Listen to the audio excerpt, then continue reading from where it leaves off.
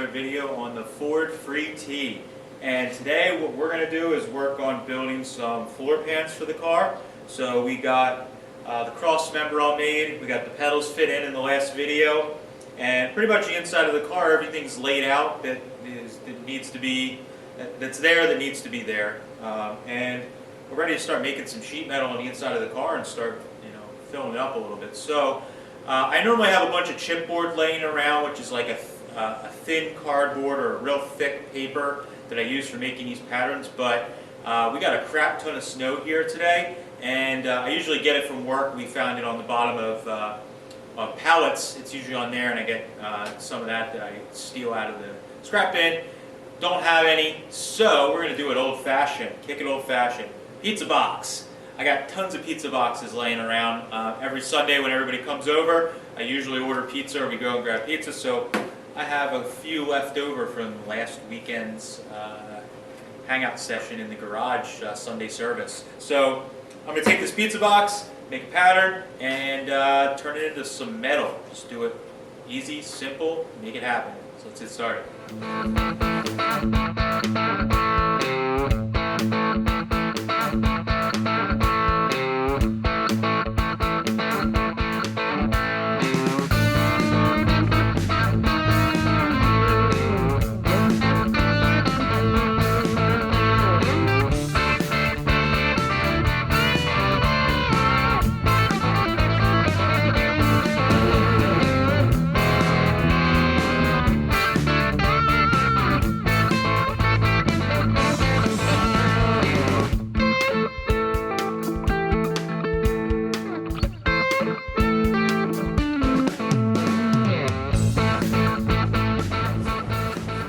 Alright guys, so I got the floor pan all mounted up and everything is working out pretty good.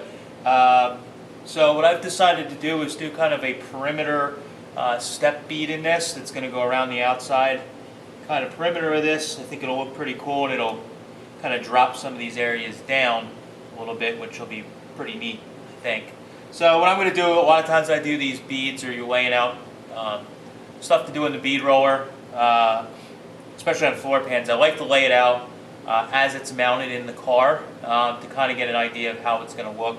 Sometimes when you do it on the bench, it doesn't always look the same as when you go to put it in. So that's definitely something I would suggest. A little tip is make sure you test fit it before you run your beads with all your lines drawn. Make sure it looks how you want to look, because it stinks to roll some beads and then you put it in, you're like, oh, you know what? When that's actually mounted, that line looks crooked even though it's straight. Sometimes all these converging lines that are going on inside a car, a bead can look funny even though it's drawn straight on a panel. It may look funny with how the cowl tapers or something like that. So I'm going to basically lay out lines with my little ruler here, coming off the edges of the car, around and then in the back, and draw all this together, connect the dots.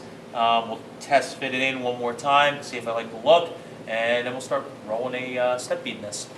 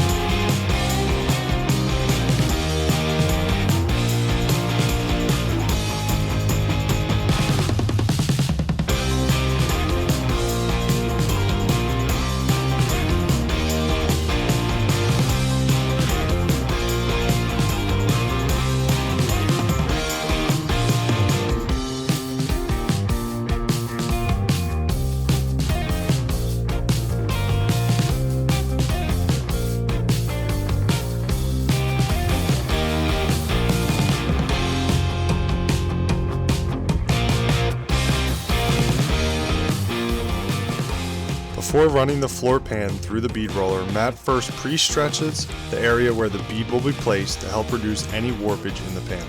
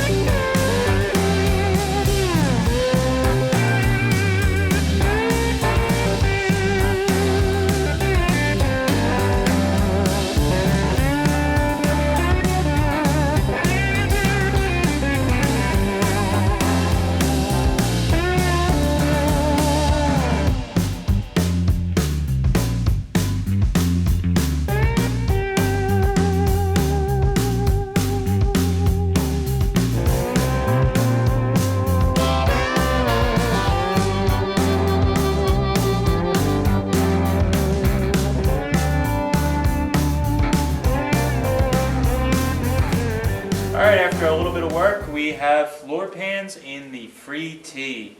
It's a big deal. I say that every video. Considering what we started out with, every time we make this car solid or put more solid or put new metal in it is totally a win for me, and I'm excited every single time. So I made up 2 floor pans on this. Not a lot of talking in this video, just kind of a bit of work. So what I ended up using was I used the bead roller die that we showed in a video not too long ago when I made the cowl sides for the Sweetheart Roadster. I made a special die for the bottom that made the bead just the right size that I wanted for that. So by changing some washers around and changing the spacing of the top die, I was able to make a pretty cool rounded step here in these panels, and I just utilized that die that I just made. So I'm definitely getting my my worth out of it for the time that I put into machining that die. So got a nice look here. I chose this kind of kidney shape or just surround just because I like the look. I could have easily put like 3 beads in it and been done with it, but I like to go overboard. I like to be creative, so I put in this kind of drop section that gives it a cool look. So I made these floor pans so that they fit pretty darn tight around the transmission. The reason being is I want to keep this transmission tunnel as small as I possibly can.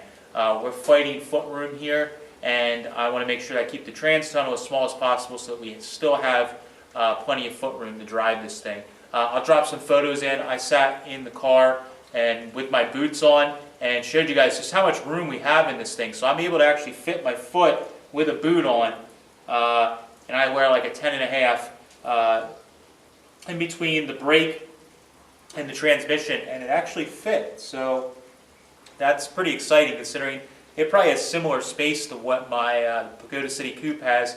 That's channeled pretty hard, but to have that in an early T is pretty exciting. So everything I did with the pedals worked out really, really well, and we're moving right along. So that's all I have for this one. I appreciate you guys watching. As always, we do videos on the free T on Tuesdays.